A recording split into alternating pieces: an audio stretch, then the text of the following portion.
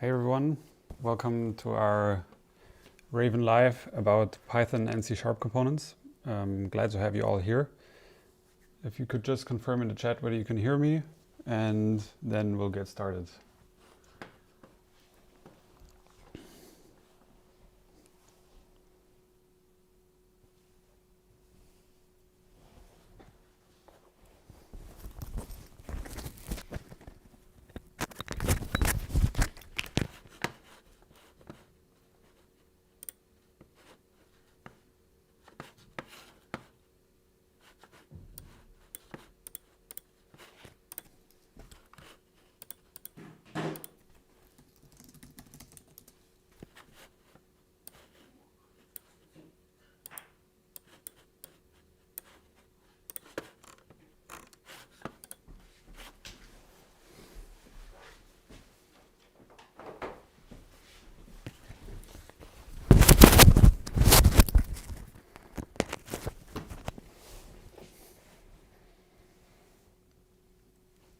Okay, amazing. So you can hear me, you can see me, you can see the presentation. Welcome everyone, glad to have you here.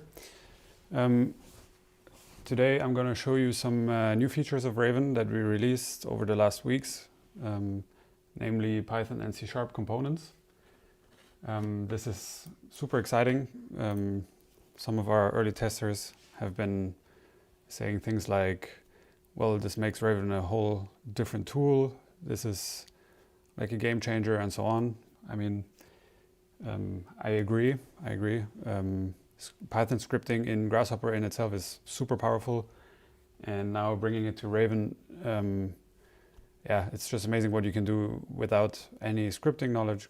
You don't need much Grasshopper knowledge, and you can get really cool results. So I'm quickly gonna start with a little introduction presentation, and then after that we go into a live demo where I'll just showcase some cool use cases. And maybe for a start, you could write into the chat where you're from and your industry. So we always have a lot of architects, of course, but also from different industries, footwear, industrial design, and a whole lot of other stuff, engineering and so on. So it will be interesting to see what industry you're from, so that also the use cases that we show, if they are relevant to you and so on. And at the end of this, we'll do a little Q&A, so you can write your questions into the chat. During the stream, Magnus will be there Magnus is also part of our Raven team, will be there to answer them with the Raven account. And in the end, I will answer some of the questions from the chat as well.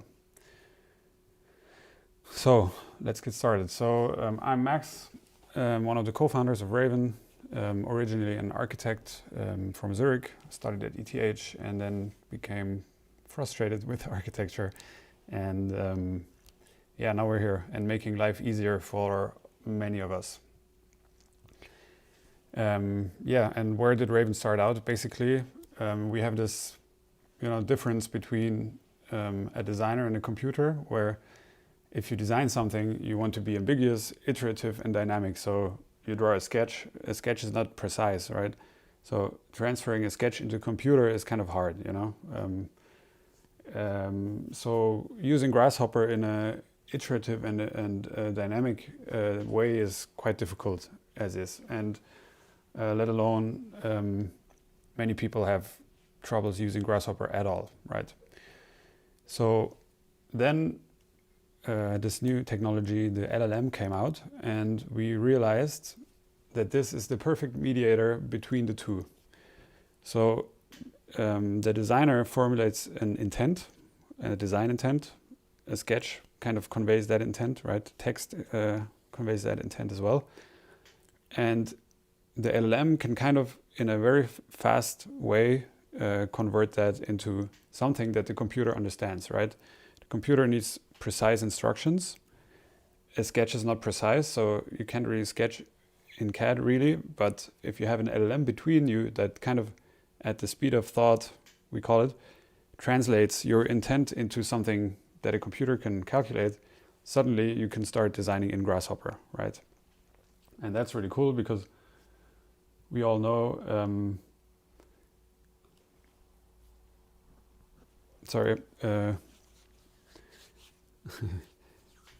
we all know Grasshopper and parametric models are a great way to design because it's very flexible. You can actually iterate much better than on a hand-drawn model and so on. So getting this to the designer and closer to the design process is super amazing and interesting. And this is a little showcase where you can basically see going from a sketch to a model and then iterating on it, right? So we started out with a sketch and then we got something back and we're like, yeah, it's not quite what I wanted. And then you can send a message and say, please adjust it in this and that way. And when you have what you want, you go to the next step, right? Next step of iteration. So we're building a bridge here. Now we have the central pillars. Now we add a catenary chain, right? So step by step, without touching the Grasshopper code, you can go from sketch and text and sketch and text to a 3D model in Grasshopper. That's parametric, right? So now when you have something that you like, you can start going back into the Grasshopper canvas and adjust the model with the sliders. And in this way, you have this flexible model now that you can iteratively design with. And it just gives you a lot of freedom and makes you much faster at a design process like that, right? So say you want to design a bridge. If you don't have an AI as a mediator, it will take you a long time to model one model like this, and time is limited. So at some point, you just have to go with the variants that you have, right? Yeah. Raven wasn't always that powerful. You could see some of the first tries here. Of course, there are still problems all the time. That's from very early versions. But basically, also what you can see here, the LLM just randomly tries things, a little bit like a slot machine. And what we at Raven try to make from that is basically turn the slot machine into a tool that is actually useful, that you can use, right, in your design process. And what we found and why we ended up in Grasshopper is that the node as the interface is really a great tool for the user and also for the LLM. So as you can see here, we have a shared interface layer that both the human and the AI can understand and can work with. Because if you think of Python code, LLMs are pretty good at that, but a computational designer is not necessarily very good at that. And also regular designers without a computational background, they have a lot of troubles understanding what's going on in the Python code. But if you have a node-based, Grasshopper-based system in front of you, it's much more intuitive for a human to interact with that. So basically what you need in a node is inputs, right, with a description, what it does, and outputs with a description, what they are, and then the node itself, also just a description. And basically that's enough. You don't need to know what happens inside the node, right? So for a simple component like a circle, you need a center point and a radius, and then somehow the node constructs a circle. You as a human, you don't need to understand how, but you end up with an output of a circle. And for the LLM, it's the same, right? The LLM doesn't need to know how to draw a circle. Maybe it does in a simple node like that.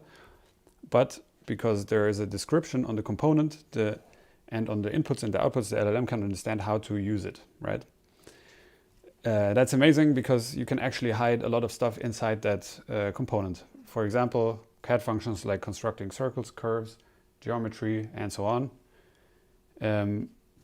You can put simulation in there, which is basically maths and other types of code, nothing related to geometry. A lot of environmental analysis like that. You can have data in there. You can, modify data trees, this kind of stuff. You can even call foreign APIs. And now with this new version of Raven, you can even have code. So that's amazing because suddenly this one node becomes so much more powerful.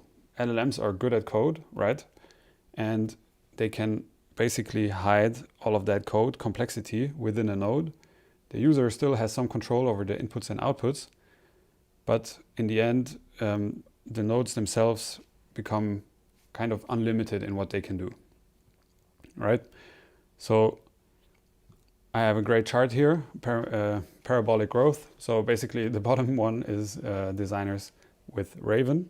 You know, you get actually much faster, but the possibilities with code are just another factor higher. And now I'm just going to show one short 1 minute video. Basically, I just prompted a twisting tower, and then I was like, oh yeah, I want to have the surroundings of this tower, right? Which I say is in London, where the Gherkin is. Basically, within a few seconds, I mean, this video is sped up, but still, Raven figured out by itself where to get that data, the surrounding geometry data, and how to get it onto my canvas. So then I say, let's filter out the Gherkin from the model, because it's covering my own tower, and you see it disappears after a while, and now I have my model in these surroundings. And if you look at this, you see there's just a handful of components here. If you can use plugins for this. There's many ways to do it, but basically I don't even know what API was used. I mean, I checked afterwards, but I know now, but I don't need to know. I can just ask Raven to do this, and Raven maybe will just find a way to do stuff with Python for you. And of course, also you always have to be careful. If you let an LLM write scripts, maybe it's always good to proofread them so that it doesn't do anything malicious, right? But still, that's basically what happened here. And within like 2 prompts, I have a surroundings model if I want to do a rendering or something. That's really amazing. Yeah, so this is what we're talking about today. And now I'll just go over to Rhino. And I'll just be showing some demos, and I hope you will enjoy them. Let me switch over. I think you should see my Rhino now. If you don't, let me know in the chat. And I'm just going to start with something simple. First of all, I'm going to switch to smart mode. I'm gonna do something similar to the tower you saw. So let's create a twisting tower, 120 meters high, 30 meters diameter. Basically, yeah, use a rounded rectangle as the base shape. Okay, and while Raven is working, I'll show you where you can enable the scripting. So you can see right now scripting is disabled. We did that, so the reason why we did that is Raven is quite powerful also with just the Grasshopper components, and if you have Python components a lot and C# components, you kind of start losing visibility on what's happening on your canvas. But you can just enable it like this, which I did just by a click. And I'll go back. It's only going to be active in the next message that I sent, but we don't need it for now anyways. This task is simple enough. We can just do it with regular components. Okay, let me check the chat.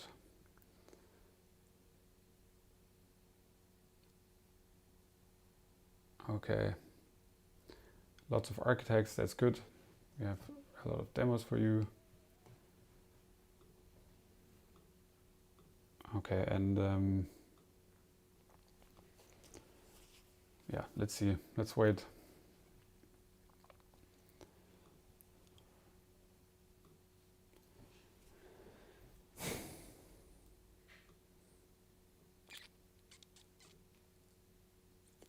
So what you see here now, basically whatever has a little arrow here, you can show the thought if you want to know what Raven was thinking. Sometimes that's pretty interesting. So Raven says, I'm currently exploring the most efficient way to generate a rounded rectangular base profile. blah blah, and so on. Starts searching the components, and here we go. We have the first edit script call. So basically, constructed this base. I got my parameters here, so I can change that. Yeah, so next is the extrusion. Okay, we got that here. Nice, so let me turn off all the previews. Okay, not too bad. Something that we can work with. Maybe now, just to make it look a bit nicer, I'll ask taper it towards the top so that it becomes a little bit smaller towards the top. And that's probably gonna take just a moment. And then next I'm gonna cluster this so that also the complexity on the canvas is reduced a little bit, because the more components you have on your canvas, you know, the more troubles Raven will have understanding what's going on. So let's wait for Raven to finish this task, and then I'm just going to cluster all of that together. Yeah, while we're waiting, I'm just going to show some more features. Basically, when I select a viewport here, I can add a screenshot using this camera icon. It's pretty useful, pretty nice, because by default Raven doesn't see what you have on your in your model. But especially when Raven is making mistakes or is confused about stuff, then yeah, this is super useful. Okay, that looks good. I got what I wanted. I'm just going to stop Raven there. Also something that you can really do a lot. If you get what you want, you don't have to wait longer, right? And now this is a little bit messy. I could ask Raven to relay out that. So, whoops, that was a typo, but I'm going to relay out that, and then maybe it should group. Raven can also group the stuff for me. Yeah, whatever. Okay. Let me just put that all into a group. No, into a cluster. Okay. Right, now, next, I'm gonna start using the scripting, right? And because to keep the context smaller, I'm just gonna start a new chat, and I'm gonna ask, I created a twisting tower here.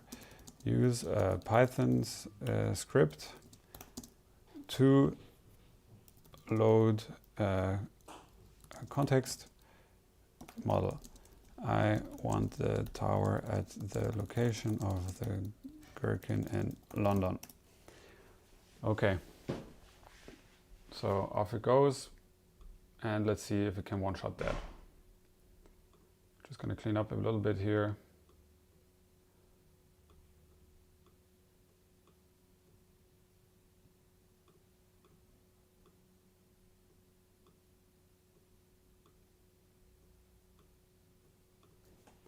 Okay, you see Raven called a web search, so Raven can search the web, and basically that means it can Google. It's not Google behind, it's Brave Search, but same thing.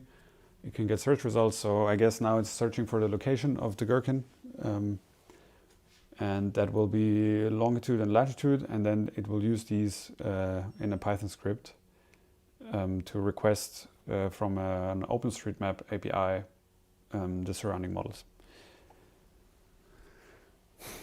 So yeah, Raven is thinking.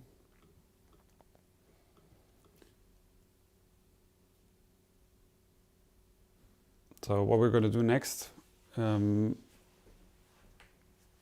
going to use Python to voxelize this tower, and then voxelizing means like making it into voxels, which are cubes, or like small units, like a pixel in 2D, a voxel is 3D.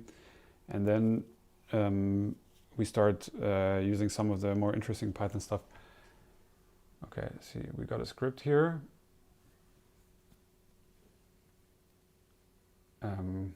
where we can start writing to files, for example.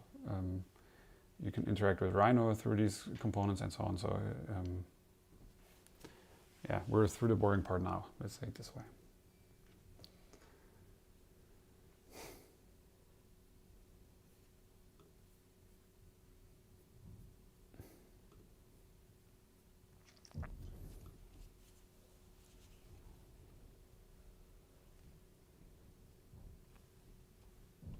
Okay, it seems like Grasshopper is struggling with the script. That, of course, that's always a danger. If you do Python stuff, you know, you can have loops and just crazy numbers of iterations and stuff. And sometimes, I mean, also with regular Grasshopper components, that happens. That Raven just writes a script that will basically freeze your canvas because it takes way too long to calculate. So let's see. I'm gonna wait a little and see if it resolves. And otherwise, I'll have to restart Rhino, which is part of the iterative process, right?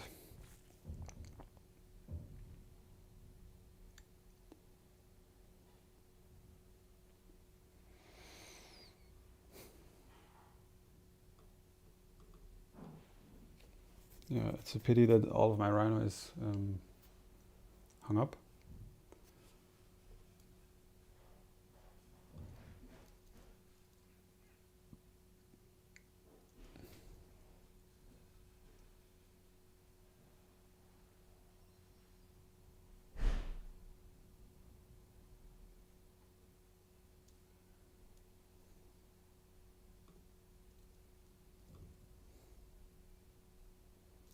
Oops, okay, there we go.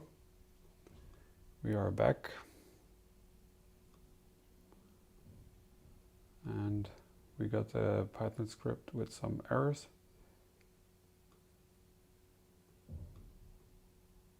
Context preps, so if we look into this,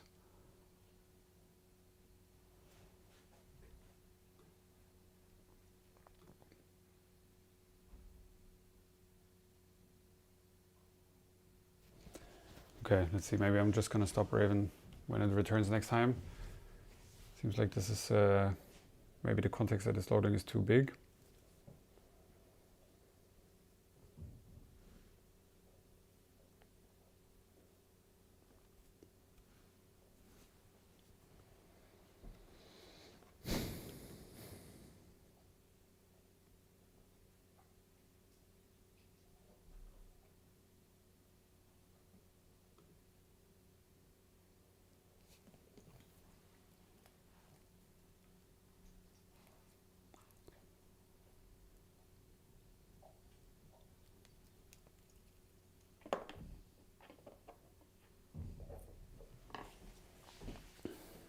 Yeah, this is taking a while, so maybe, meanwhile, if you have any questions, post them to the chat. If you have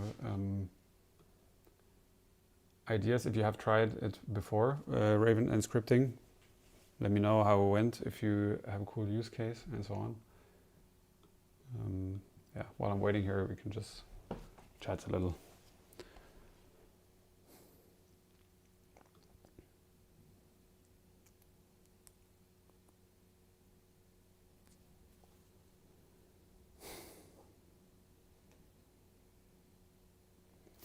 It's always a bit tricky to decide if you wait or quit, because sometimes Rhino will never return and sometimes it does, like just before, but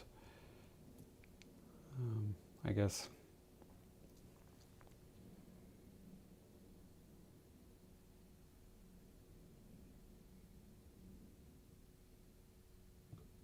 I'm just gonna restart.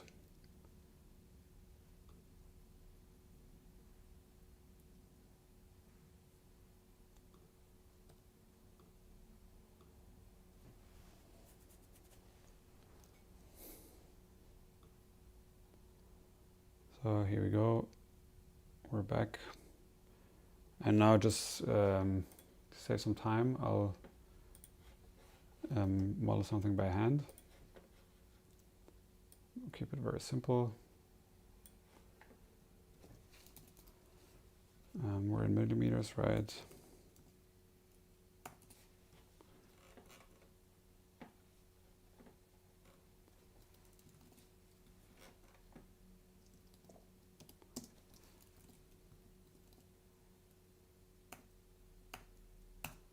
Meters.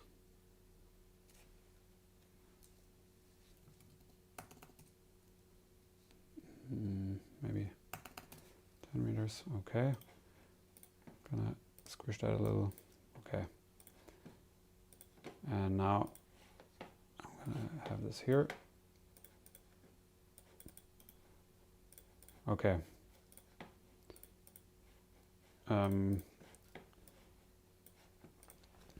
Let's try that again. Enable scripting. Load the context for the gherkin in London with a 200 meter radius.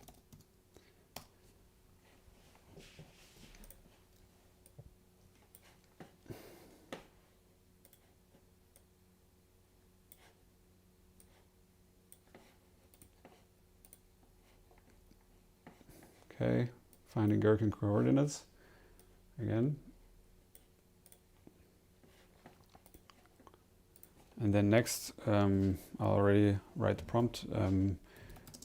Let's voxelize this BREP tower with a Python script. I want a base grid of 3.6 meters and each voxel or floor to be 4.5 meters high. Okay. So let's wait for the surroundings and then we continue with the voxelization.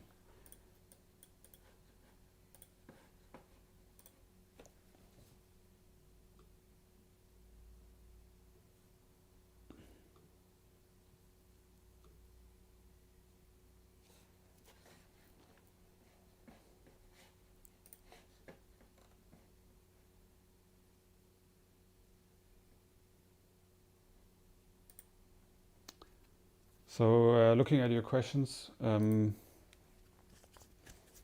what LLM is Raven using? We're using mostly Gemini at the moment, but this is kind of flexible. So we got a good deal from Google. So we're using that. We have tried it with Claude, but also we realized there's not too big of a difference between the models, right? So they're all similar in performance. And then can Raven read or interpret a compiled Grasshopper component or plugin? So no, basically all that Raven sees is the descriptions and names that you give, right? Outputs and inputs and component name. So it doesn't load the code inside the component, if that's a question, right? At least at the moment it can't. It can only read basically what I can see on my canvas, right? The component name, the input names, the input descriptions, and so on. So if you have your own plugin and you would like to make it accessible to Raven, it's good if you just properly name and describe all the inputs and outputs, and that will make Raven know what to do with the components, right?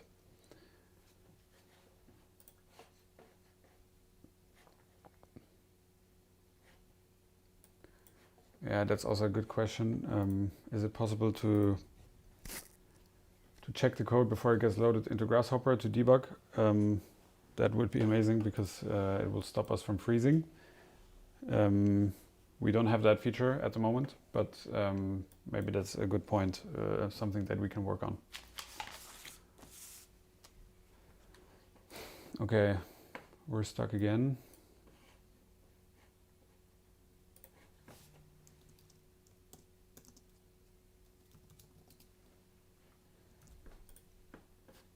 I'll give it another half minute, and then if we don't get anywhere, I'll just continue with the voxelization.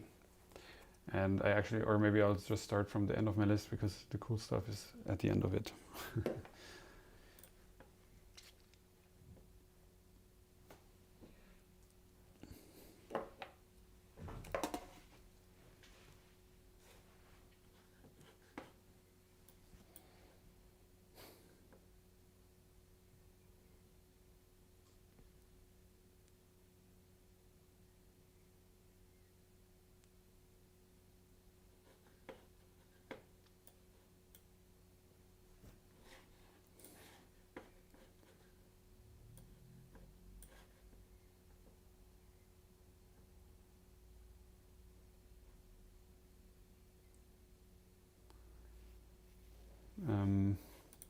regarding the question for the paper. Let me just, okay, I got to restart Rhino. We'll continue with another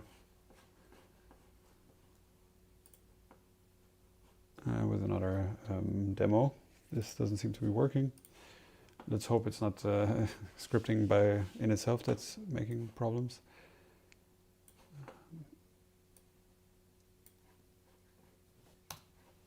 Grasshopper.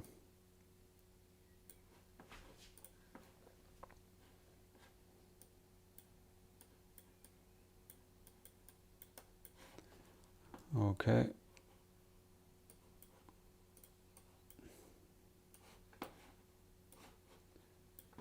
Okay, one more try with something else.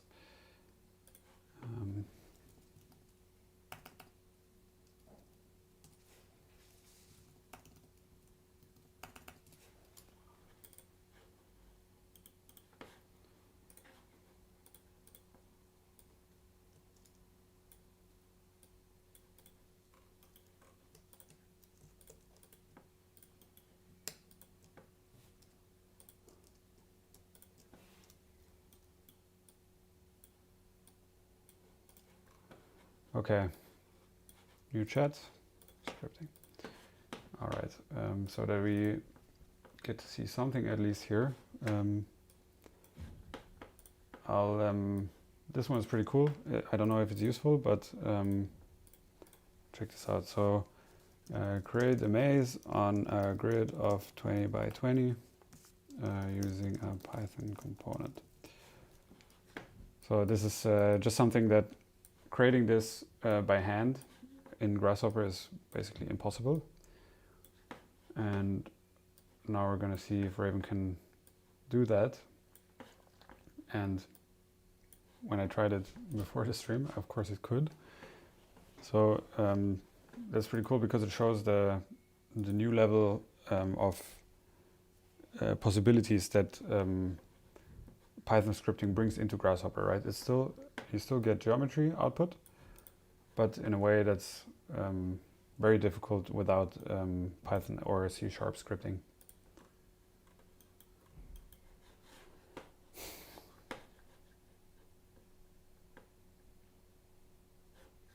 So about the research paper, the question before, I think maybe you just send us an email to max@raven.build, for example, or we have a contact form on the website, and then we can talk about that. And Raven for BIM, yes, we have a context profile, like a skill for Rhino inside Revit that you can see here. And this basically allows Raven to control Rhino inside Revit. I mean, you can open Rhino inside Revit and open this and open Raven, and then you can use the components in there, which is pretty cool. It's still in an early stage. It's not very advanced, but actually we have a video also on this YouTube channel where you can see me building a little house in Revit. And I've never used Revit before that, so it's pretty cool. So here you go. This is basically a maze within one component. I mean, that's pretty cool. So we can just extrude those walls.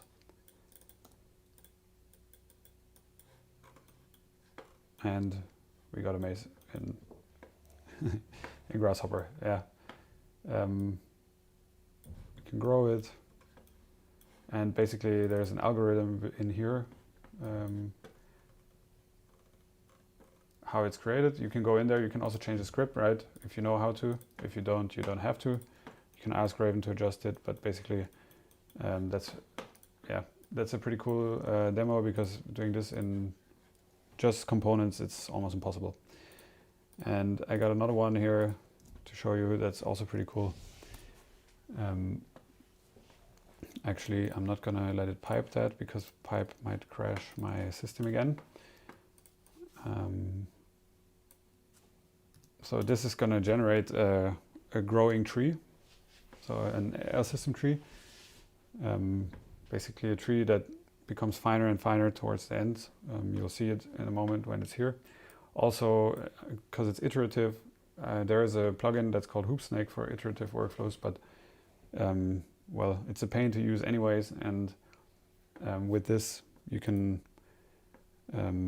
just create it from scratch basically pretty fast. So, and then I'm gonna try my tower demo again. Let's see.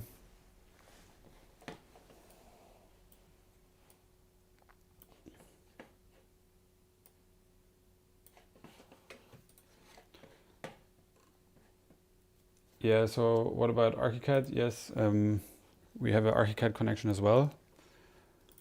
Actually, I have a video. Yeah, let me. Okay, we got something coming up here.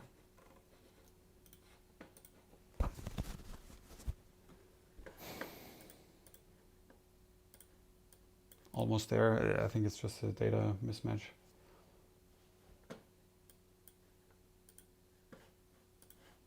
So here we go.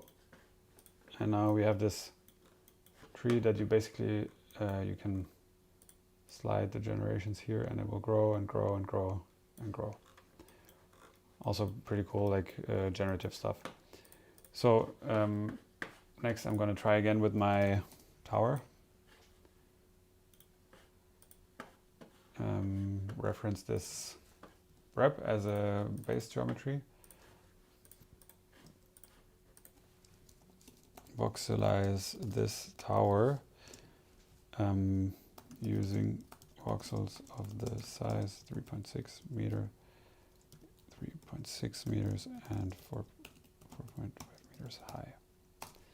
Okay, and while this is happening, I'll show you something. This is our Rhino Inside Revit video. Basically, you can see this is Rhino Inside Revit. On the left, you have Revit. And this is me constructing a simple, very simple geometry, but adding doors and windows and so on.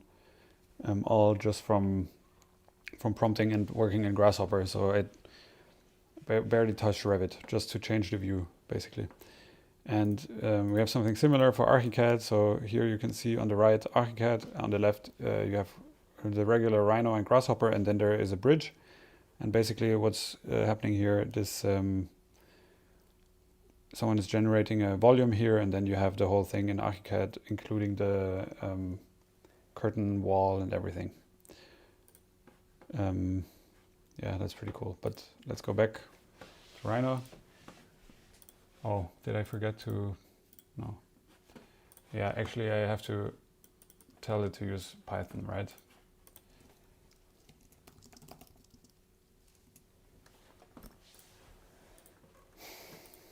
Okay, so I made this shape a little irregular because I think that will actually result in a nicer voxelized shape.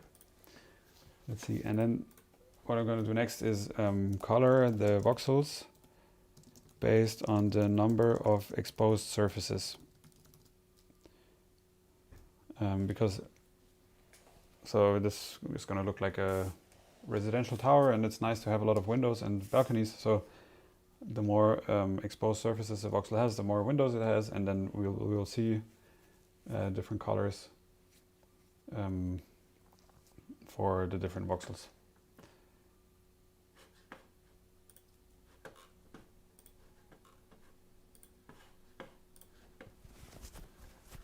Let's see, it looks like it's taking a while, so maybe it's gonna one-shot this one. Let's see.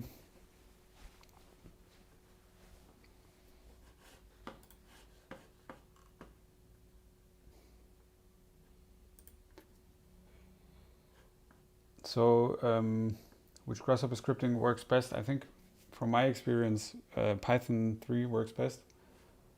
I have played around a little bit with C#, but yeah, I did get very good results, let's say it this way. But we talked to someone today who is using C# components with Rhino Inside Revit, basically programming Rhino Revit interaction, and he said that worked, you know, pretty much okay, and like better than him doing it by hand. So that's nice.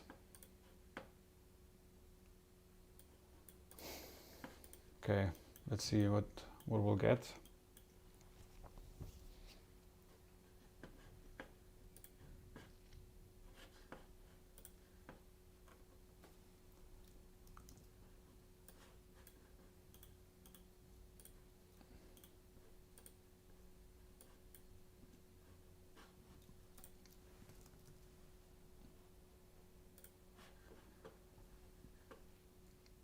Okay, nice, great. So I'm gonna hide this. Okay, basically I'm gonna hide my geometry here as well. Where's the input? Okay, now we got this tower. I'm just gonna send the next prompt about the exposed surfaces. So basically this Python script turns our tower into a bunch of voxels, right? And out of those you can construct apartments, for example, floor plans, whatever. That's the footprint. But it still has like a cool, interesting shape. And now I'm gonna ask Raven to color them based on the exposed number of surfaces. And then when we have that, I'm gonna ask to export this to a CSV, to a table that you can open in Excel, because what's really cool about Python and so on components is that you can create data that you can use elsewhere, right? So, okay, you see it's all based on pink, kind of. So let me maybe change that a little bit. Green to red. And you see the more exposed surfaces you have, the more red it becomes. And the less it has, the more green it is. So yeah, so that worked. We see the voxels that have the most heating demand or the nicest views.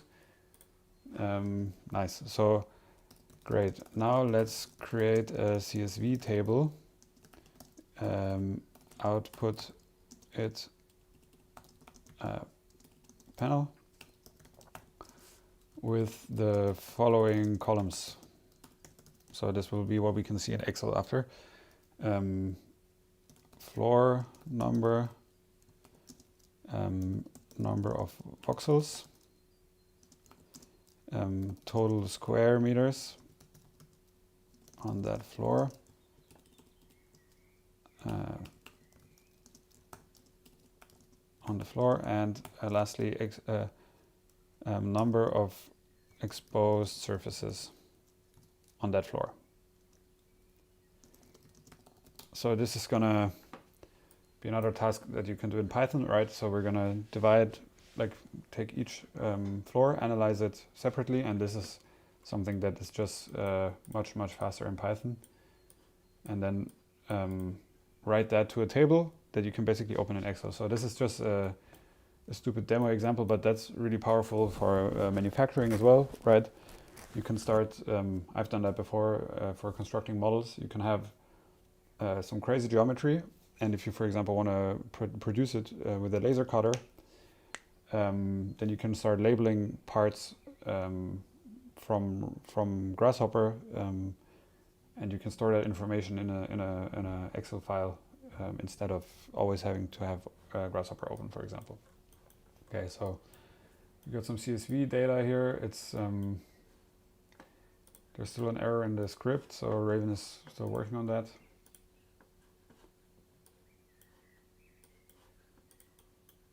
And then what I'm going to do next is connect a file path, or give a file path here.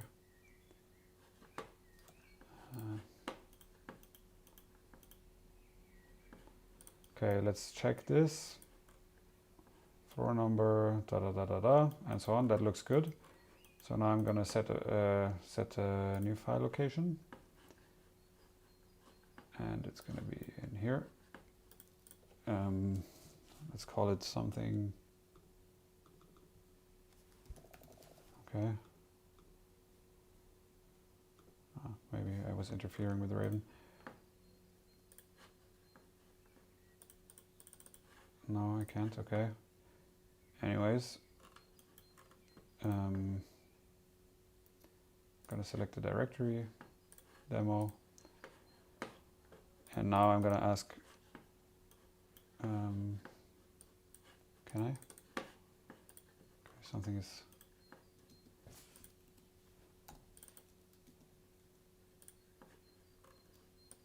is messing with my Grasshopper. Oh, okay, there we go.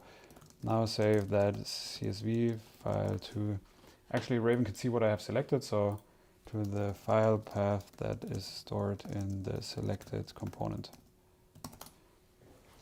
And then hopefully it will appear here in this folder. So in the demo folder, we will have the CSV output, hopefully. Let's see if it works.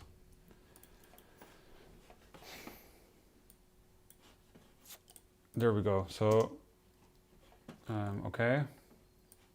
We only got the titles of the columns. Let's rerun it by reconnecting. Okay, but only the column names appear in the file.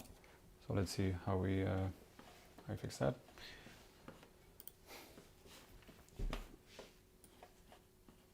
And then next, I'm going to bake these voxels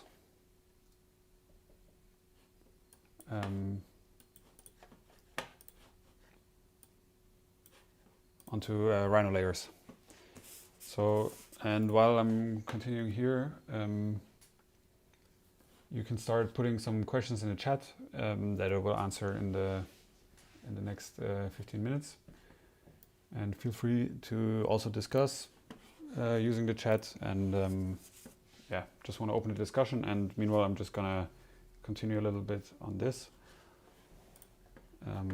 before we end the stream.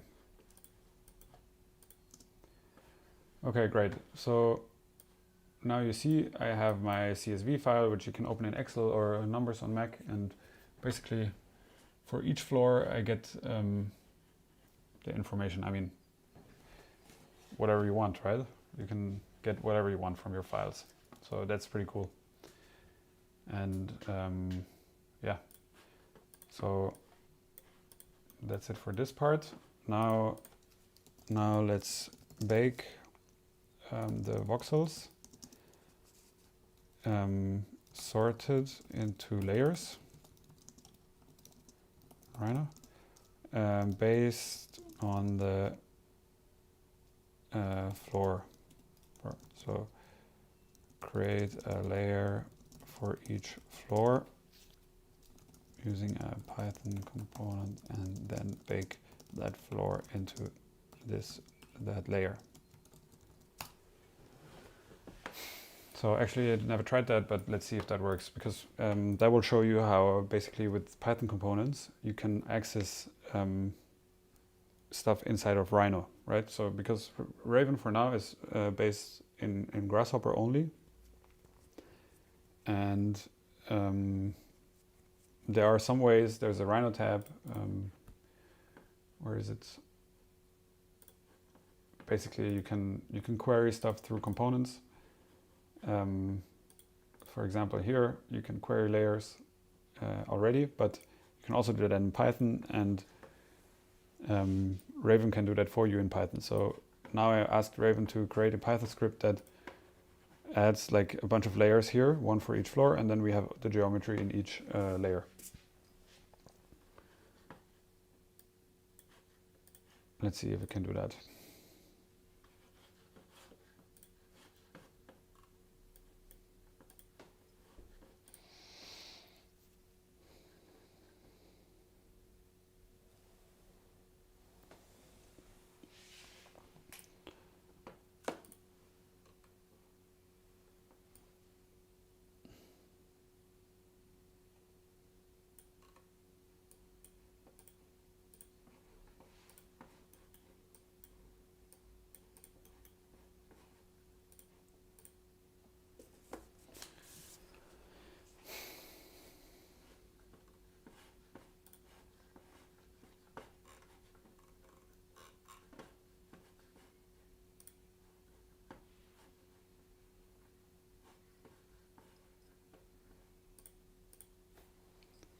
Okay, it's taking a while, so I guess it's writing on our Grasshopper script. Yeah, there we go.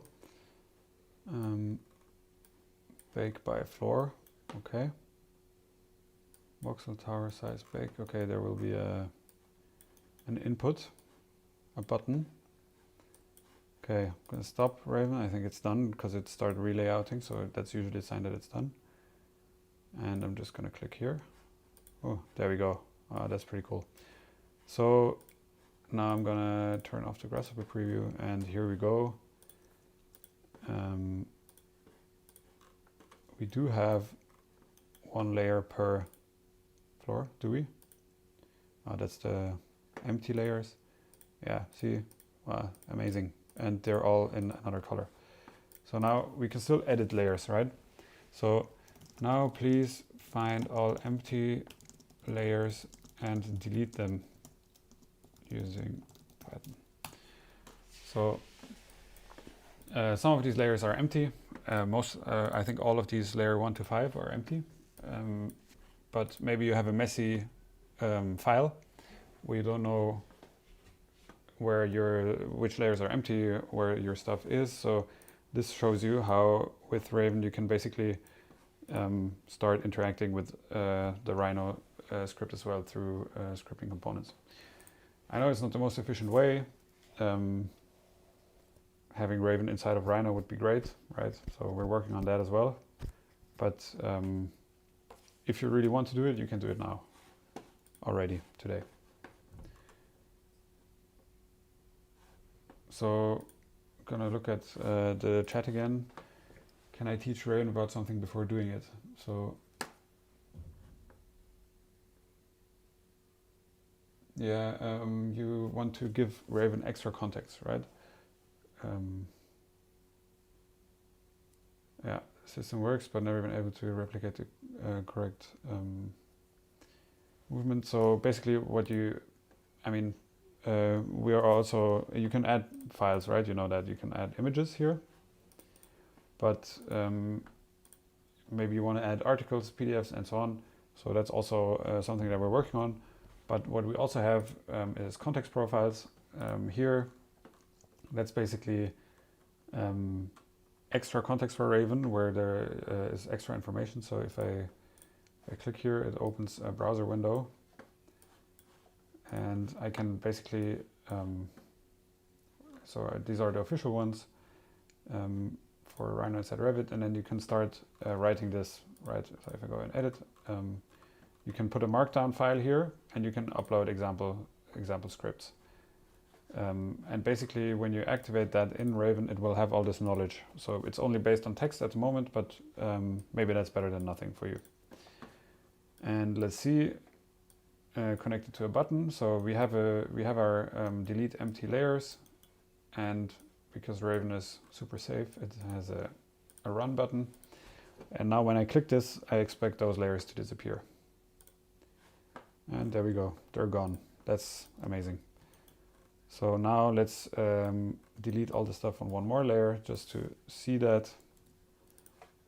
And this should delete some layer around here. Yeah, okay. Don't know which one, but it's gone. Is it?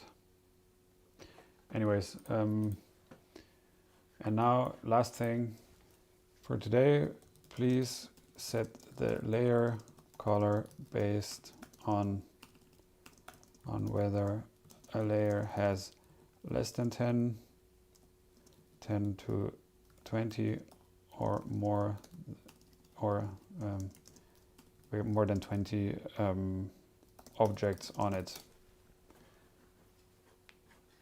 So that will write another Python script, and we can still we can see once more how we interact with the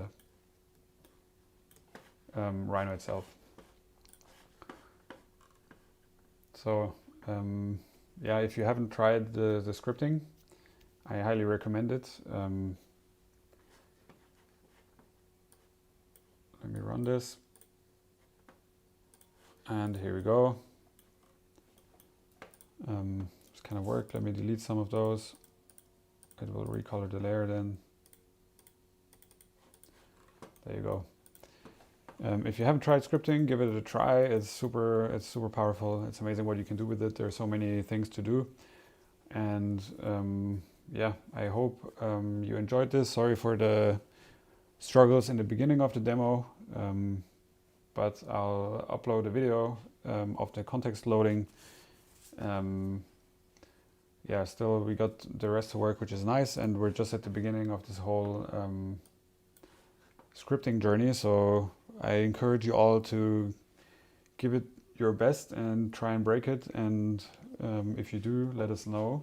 And if you create something cool, you should also let us know. We have a Discord channel that you can find through our website. You can join us there just to chat, to share what you have created. And we'll be having more live sessions over the coming weeks. Not all about scripting, also about different things. So looking forward to having you there, and thank you for watching today. And yeah, I wish you a good rest of your week, and I hope you enjoy using Raven. Thank you.